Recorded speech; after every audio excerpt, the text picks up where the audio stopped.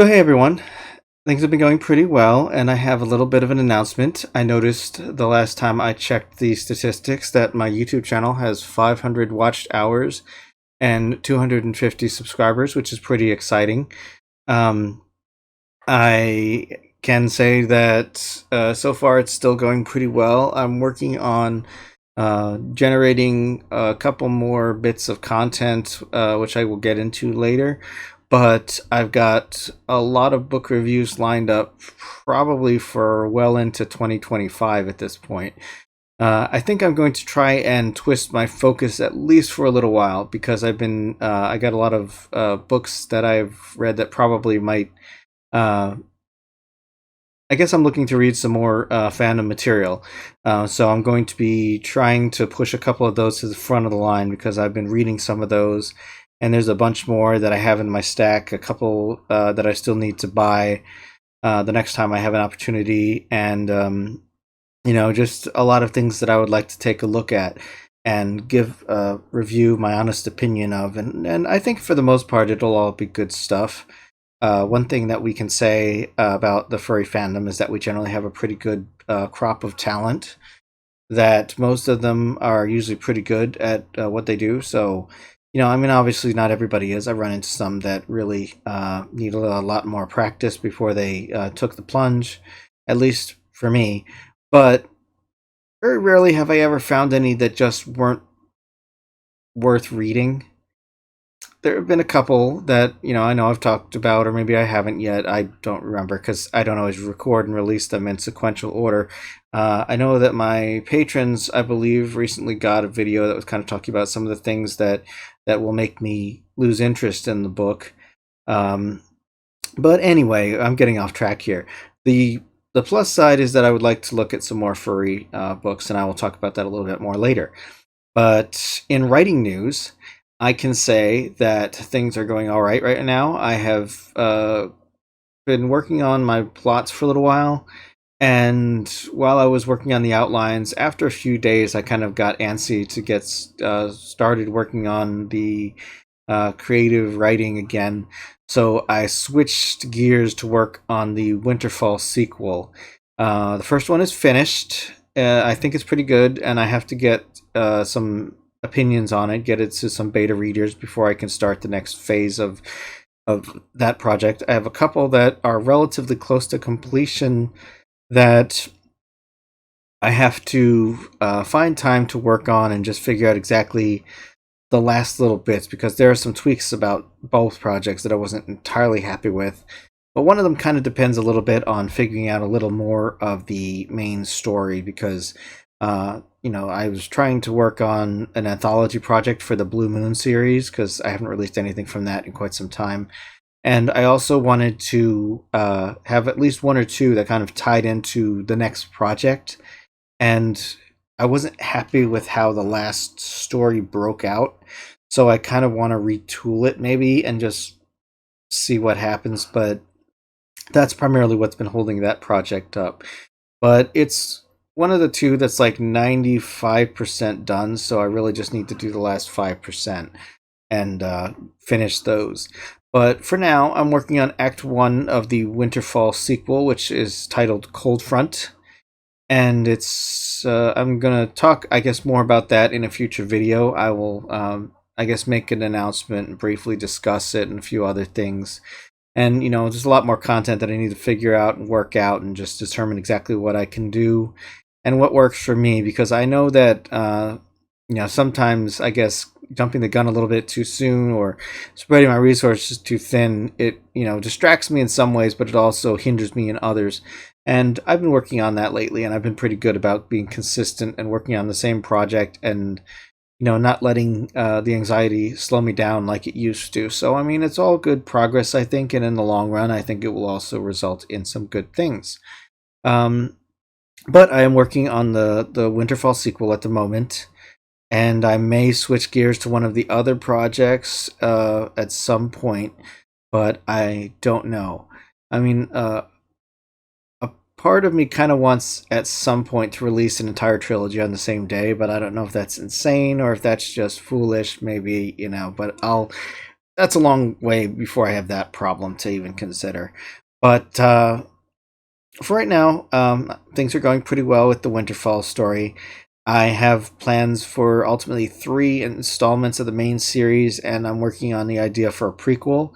I'm working on the second, even though technically I haven't finished the outline. I've gotten about the first 2 acts done, but Act 3 is the bane of my existence in most projects that I work on because it's easy to figure out how to start the story, what I need, what's needed in the early parts.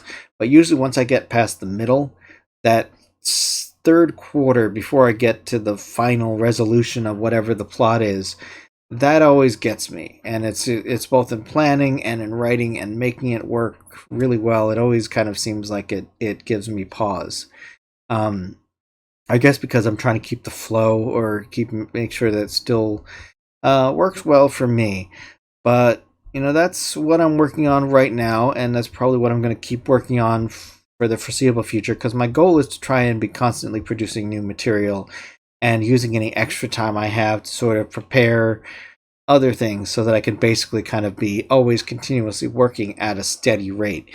And it may not necessarily be a lot at a given time. Right now, I'm just trying to do pretty much what boils down to for me about a page a night. And that's been working pretty well because it's not so much that my brain gets overwhelmed. It's enough so that I feel good when I've produced something. And it's also not so much that I stress about trying to hit a quota. Now, at some point, I do, as I think I mentioned before, I would like to try and increase that overall level. But for right now, writing for a page and then working on other aspects of the projects has been working pretty well for me. So I'm going to keep that going for right now.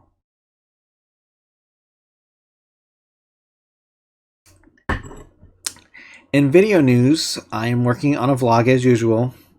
And as far as the second project for today, I was originally going to try and do a video that was going to highlight Miss Susan Van Camp, but I feel like a lot of what I was going to say was already kind of covered in my furry origin story, which I don't think has released yet, but it felt, even though I would like to highlight her, I would like to try and keep most of my content, I guess, unique and fresh, and I feel like a lot of what I would have said there, I kind of said in how I got started, because she really did start a lot of what I'm into now, and it really did mean a lot to me to have that impact on my life. Even though she may not have. I mean, I think she knew, but I hope wherever she is right now that she's doing as well as can be expected. I know she's had a difficult few years, but I also still would like to reach out if anybody knows how to get in touch with Susan Van Camp. If she's even reachable. Like, if anybody knows, Susan Van Camp, she used to run the Dragonstorm RPG. If you can find her contact information, let me know, because I would definitely like to reach out to her and just kind of, offer what support I can. But let's see. As far as what else I might work on today, I think I'm just going to see what I have and see if I have anything that I can put together enough to film something relatively straightforwardly. And if not, that's okay too. But I'm probably going to let the reviews sit for a little while, because I think I'm so far ahead in the reviews that it's not critical that I finish anything right away, even though I'm working like 6 months in advance for Patreon. But I have a lot of videos planned from the rest of the year and through early next. And I've kind of been doing a review a month and a few other things. But so far it's going well. And like I said, I would like to work on reviewing more furry stuff, but I will talk about that in a minute. As far as books I'm reading, I finished Gideon the Ninth. I still have to work on the script for the review. Overall, I can't really necessarily say whether I was excited by it or not, but I don't think I'm going to be reading the second one.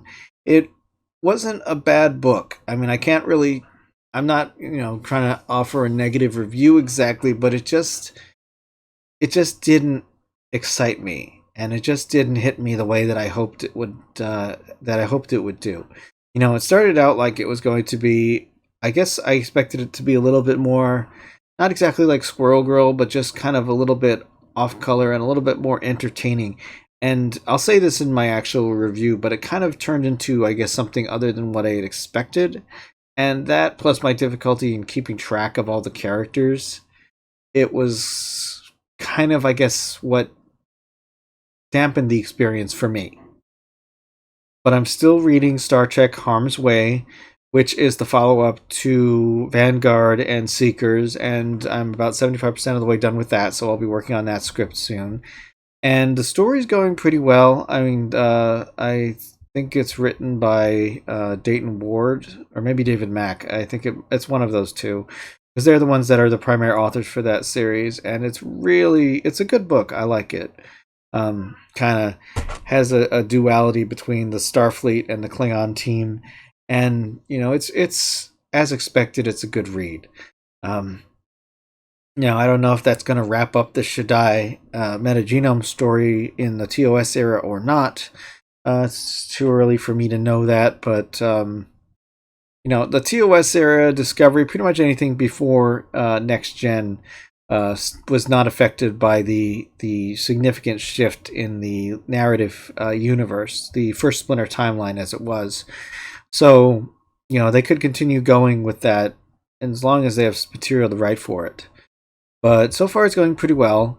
I have a couple of Star Trek books on the docket for the future, but I don't know if I'm going to jump into either one of them right away after I finish this. I might go for another Star Trek break, but I still have I think it's called the High Kingdom or something, with Strange New Worlds, and also let's see, the other one is More Beautiful Than Death, which is a Kelvin storyline based novel, which I haven't read. I think I skipped over it at the time just because it was its own thing, and I was trying to work on reading the parts that were part of the main mythology. But I will read it eventually because it's on my little pile, and I've got a bunch of furry titles that I would like to read. Let's see. Yeah, I know I have Rafts from Utunu. I have the Complete Red Vixen Adventures, which I've just started reading. I guess I can talk about that for a minute. So far, it's been pretty good. It's the collected stories of the Darktail family, and written by Royce Day. And so far, it's been pretty good. I've liked a lot of the material that I've read from this author, and I think that I'll enjoy this because so far I've read about 4 chapters of the first novella, and it's going pretty well. I'm enjoying the story. It's interesting. I'm catching like a couple of little mistakes, but nothing I would consider to be significant. Just kind of like, I guess, proofreading stuff, like a word missing or a couple of things like that. But that I usually don't ding people for that. It's just it's not it's unless it happens a lot. But in this case, so far, it's just been a couple of instances, so it's not really obtrusive. But it's been going well. I like the story so far, and I'm kind of curious to see more. I don't want to say too much yet because, for one thing, I haven't read enough to really give any kind of comprehensive opinion, but so far it's going well. I would like Royce to know, if he's watching this, that it's so far a positive impression, that I'm enjoying your work. And I will say that it does fall into the category of the it's not really anything that I would. Well, I don't know exactly how to say it because it's not exactly a negative, but I know that for a while it was kind of a thing in furry where everybody was always writing about foxes, where foxes were like always front and center, and it always, I wouldn't say it exactly bothered me, but it was just something that kind of like usually just turned out to be like, I guess, the default setting.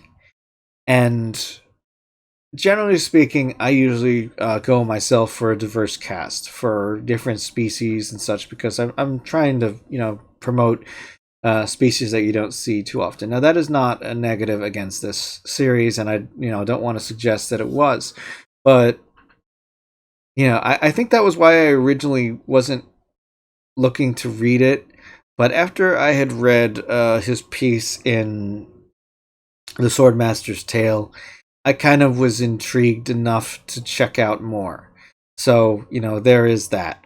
But I'm looking forward to it. It's been going well. I'm probably going to read a novella and then switch to something else, and then read the next novella and then switch to something else, that sort of thing. Because the problem, well, not exactly a problem, but when reviewing anthologies or collections or something, I, kind of like I did with the Swordmaster's Tale, I don't want to do an individual review for each one. Not, separate video, because for one thing, that would be a lot of work, and it would also be a lot of time. It's like an anthology could take up a whole year. If it's got 12 stories and I release one a month, I don't want to do that.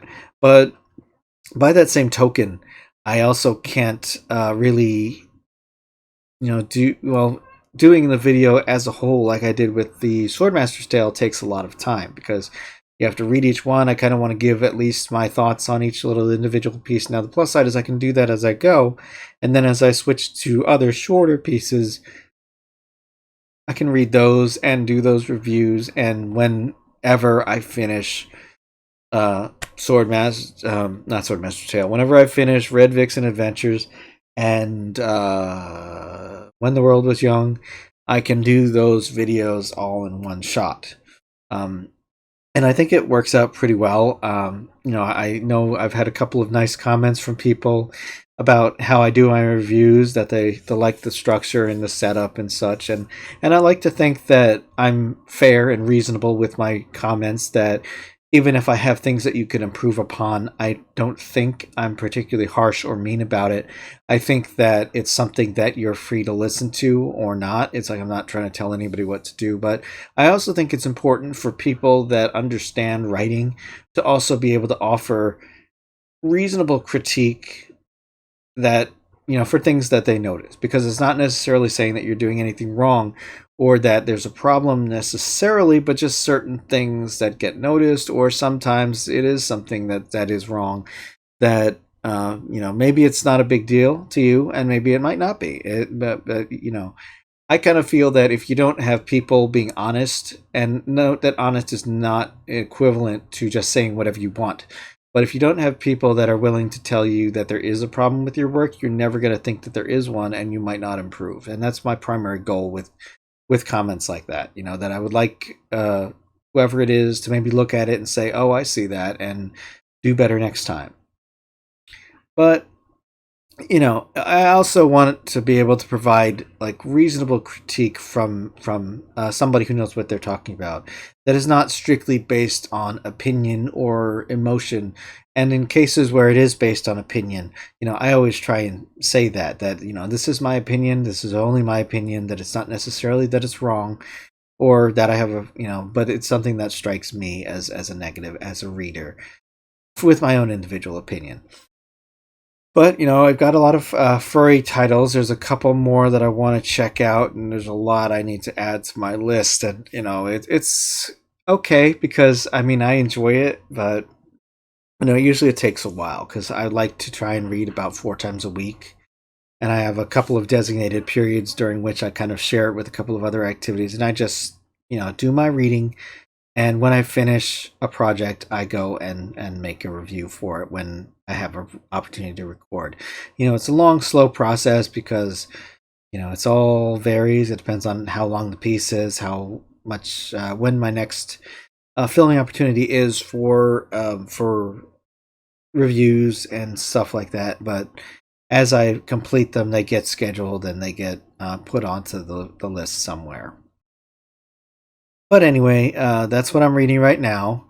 I have a couple of things that I can announce real quick. It's like I still have to solidify with Mom when to make my plane tickets, but I would like to go see her. And right now it's looking like early April is going to be my next opportunity to get away. And there, I'm looking forward to it. I was looking forward to the last time, but unfortunately I got sick.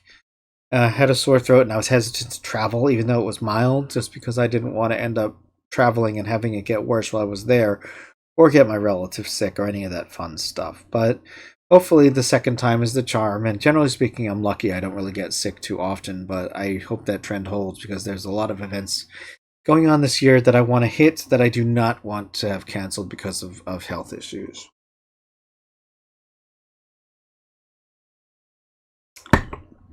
Okay. And the last thing I guess I will talk about real quick is that Star Trek Discovery has officially announced that the 5th season will be its last. I have to say that I'm a little disappointed because I was honestly hoping that they would get full 7 seasons. Um, in part because I always want as much Star Trek as I can get because I really like the franchise, and also I kind of think that Discovery, with its reboot in the 32nd century, needs more time to expand on the future.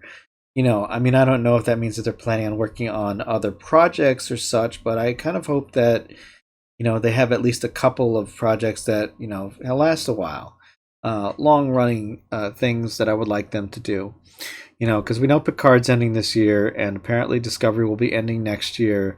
And, hopefully we've got a few more seasons to go of both Lower Decks, Prodigy, and Strange New Worlds, because I would like all three of them to go for at least a few more seasons. I know there's been talk about a Michelle Yeoh Section 31 series, which has been in development for a long time, and possibly a Starfleet Academy series. But, I'm pretty much open to anything they have to offer. But I really was, Discovery held a special place for me because, for one thing, I like a lot of the characters. Mary Wiseman and Doug Jones are just two of my favorites, and I really am going to be upset when I have to say goodbye to these characters and they move on to other projects.